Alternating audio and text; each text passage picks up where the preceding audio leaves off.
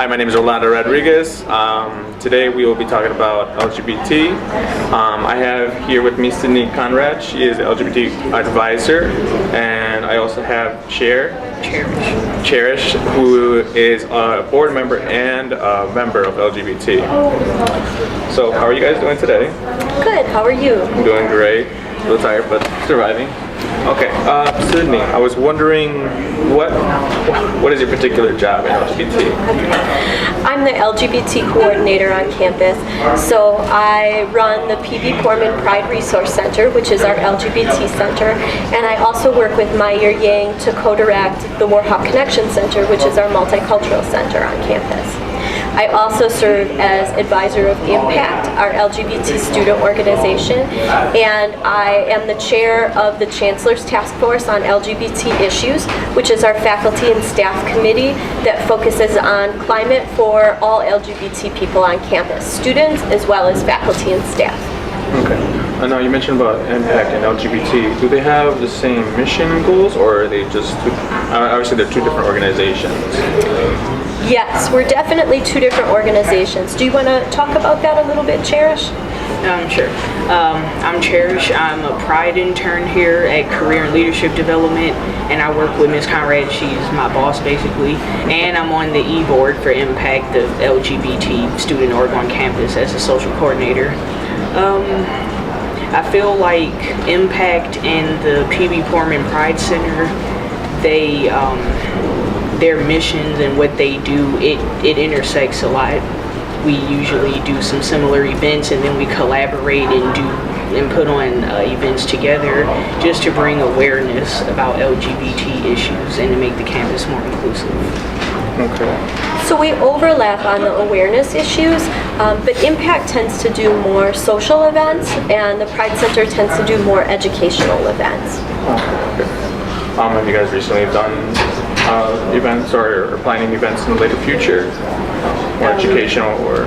The PB Portman Center, about a week or 2 weeks ago, we showed a movie, Boy Meets Girl, and it was about a transgender girl living in Kentucky, so that was an educational film that people came to see.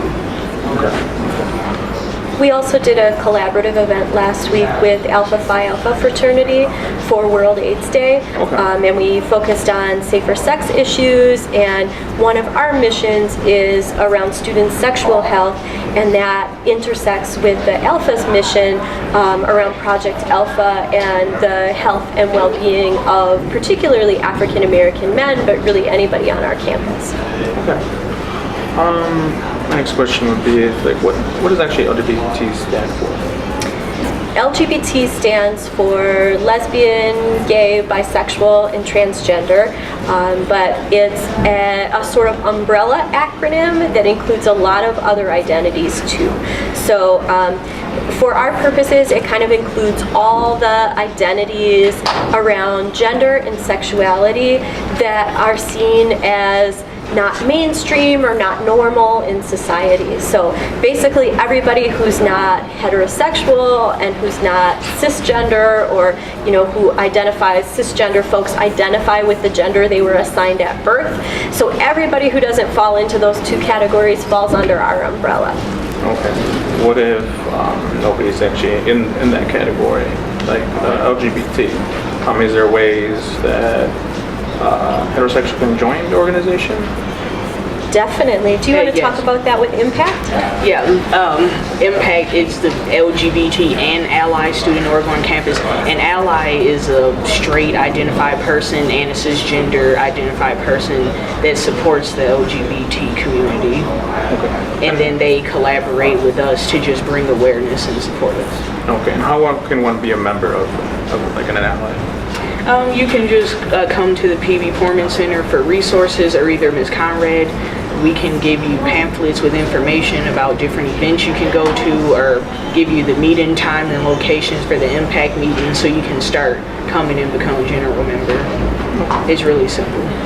The Pride Center, in the same way, is for everyone on campus, not just for LGBT students.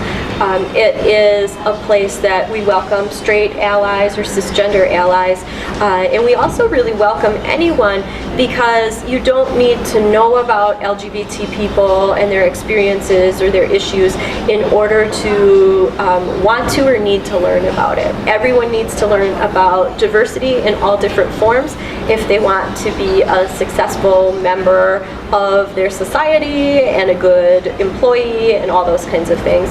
You never know who you get to encounter in life. Yeah. So we do a lot with LGBT folks and provide resources.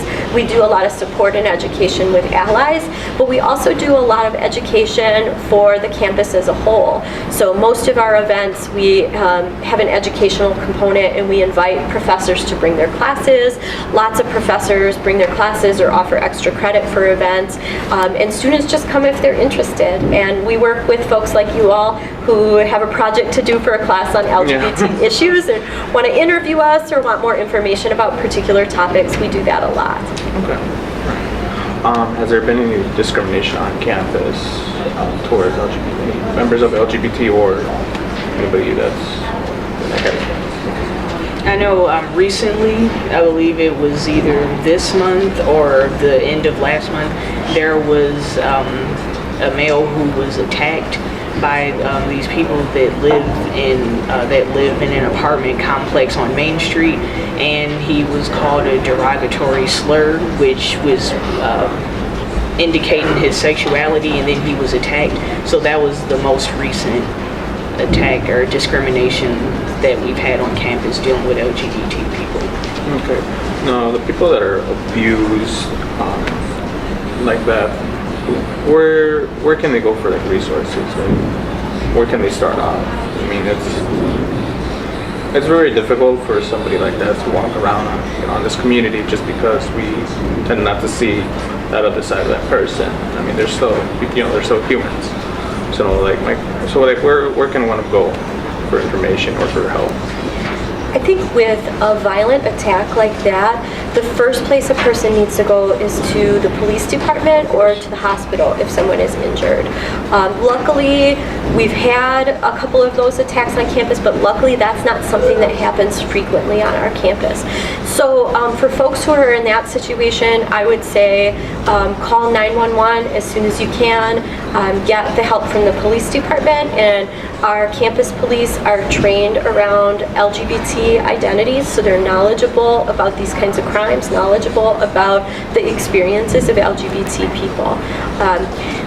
Most of what our students face on campus is microaggressions, so these daily kinds of verbal or nonverbal insults or slights that are directed at people of a historically oppressed background. And so lots of us have identities where we face these microaggressions. It might be something someone says to you insensitively. It might be something intentional that somebody does towards you. So these are the things that students face most often.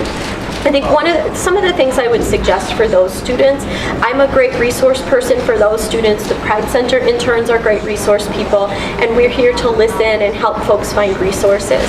Mary Beth Mackin, who's our Dean of Students on campus, is an excellent person to talk to about those kinds of things.